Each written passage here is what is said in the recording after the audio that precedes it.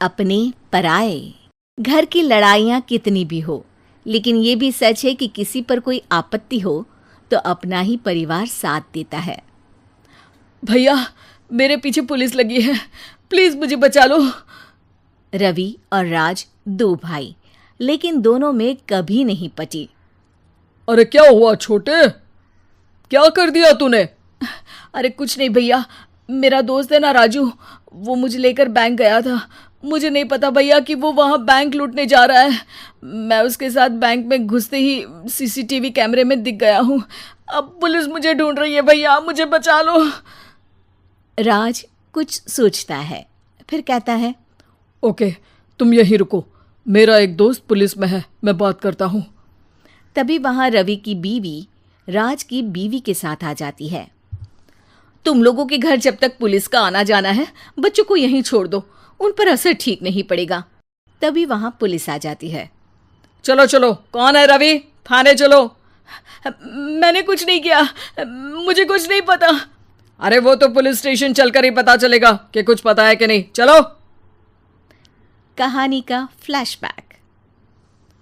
भैया, मुझे मेरे मकान में हक चाहिए ही चाहिए। अरे लेकिन छोटे, अभी मेरे बच्चों पर काफ़ी खर्चा है, तेरी भाभी की भी तबीयत ठीक नहीं रहती, बजट बिल्कुल नहीं है कि मैं अलग होकर रहूं।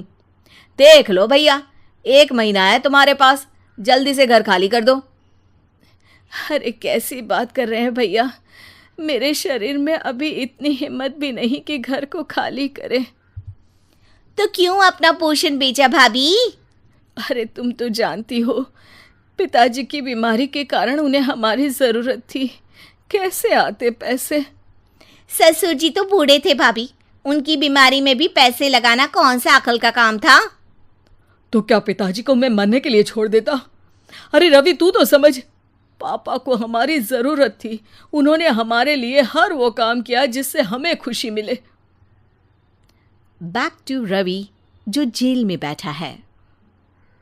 ये मैंने क्या कर दिया था? मैं ना पिता का हुआ ना ही भैया का, मेरे साथ जो हो रहा है ठीक ही हो रहा है। तभी वहां पुलिस वाला आता है। रवि, तुमसे कोई मिलने आया है। भाभी, आप यहाँ क्यों आई? पुलिस स्टेशन है ये भाभी। भैया, आपकी जगह मेरा भाई होता तो क्या मैं नहीं आती? अच्छा, ये खाना ले लीजिए, खा लीजिएगा। आपके भैया लगे हैं वकीलों और पुलिस वालों से बात करने में, डरने की कोई बात नहीं, जब आपने गुनाह किया ही नहीं तो सज़ा भी नहीं मिलेगी। रवि भाभी को देखकर रोने लगता है। घर में साक्षी चुपचाप बैठी होती है कि तभी सोनम कहती है, अरे साक्षी, क्या हुआ, परेशान क्यों हो रही हो? भाभी, अभी अभी पुलिस स्टेशन से खबर आई है, इन्हें बड़े जेल में शिफ्ट किया जा रहा है, मैं क्या करूंगी भाभी? रो मत, हम अच्छे से अच्छा वकील करेंगे। लेकिन उसमें तो बड़े पैसे लगेंगे दीदी, हम इतना पैसा कहाँ से लाएंगे? अरे क्यों, ये मकान है ना, और मेरे कुछ गहने भी हैं। साक्षी की आंखों में पानी आ जाता है। पर दीदी, ये तो आप और भैया की मेहनत की कमाई है। पापा के बाद भी तो हम लोगों का सब खत्म हो गया था, पापा को तो बचा नहीं पाए, लेकिन भैया को ज़रूर बचा लेंगे, और भगवान चाहेंगे ना तो दोनों भाई मिलकर इससे भी बड़ा मकान खड़ा कर लेंगे। साक्षी। थोड़ी देर में राज वहाँ आता है। सोनम सही कह रही है साक्षी, पैसों की कमी के कारण किसी भी बेगुनाह को सज़ा नहीं मिलती। राज एक अच्छा सा वकील करता है। सोनम और साक्षी बचाए पैसे और अपने गहनों को बेचकर रवि का केस लड़ते हैं और जल्द ही रवि जेल से बाहर आ जाता है।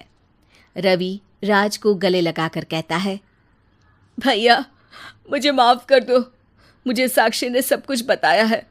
भैया, आपने मुझ पर विश्वास किया, मेरे लिए दिन रात मेहनत की, भाभी ने अपने गहने तक बेच दिए। भैया, आपने तो पापा के लिए भी पैसे नहीं देखे, लेकिन मैं बहुत ही सेल्फिश निकला। भैया, एक आखिरी बार मुझे माफ़ कर दो, मैं शर्मिंदा हूँ।